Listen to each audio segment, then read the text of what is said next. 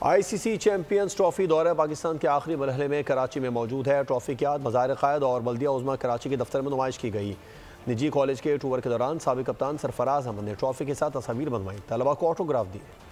ICC champions trophy ने कराची में मसरूफ दिन गुजारा। ट्रॉफी को कराची के मुख्तलिफ मकामात की सैर कराई गई। निजी तालीमी इदारे के टूर के दौरान 2017 एडिशन के फातिह कप्तान सरफराज अहमद भी पहुंचे। ट्रॉफी के साथ तस्वीर बनवाई और तलबा को ऑटोग्राफ दिए। ट्रॉफी की मज़ार क़ायद और बल्दिया उज़्मा कराची के सदर दफ्तर में नुमाइश हुई। मेयर कराची मुर्तज़ा वहाब ने सूबाई वज़ीर नासिर हुसैन शाह के हमरा ट्रॉफी वसूल की। ट्रॉफी के साथ तस्वीर बनवाई और पाकिस्तान जिंदाबाद का नारा लगाया। मुर्तज़ा वहाब ने चैंपियंस ट्रॉफी के पाकिस्तान में को खुश आइंद करार दिया। मेयर कराची का कहना था कि भारतीय हुकूमत सियासत से बालातर होकर अपनी क्रिकेट टीम पाकिस्तान भेजे। ICC किसी एक मुल्क के कहने पर पाकिस्तान से इवेंट की मेजबानी वापस नहीं ले सकती। सब्सक्राइब करें और बेल दबाएं ताकि कोई खबर रह न जाए।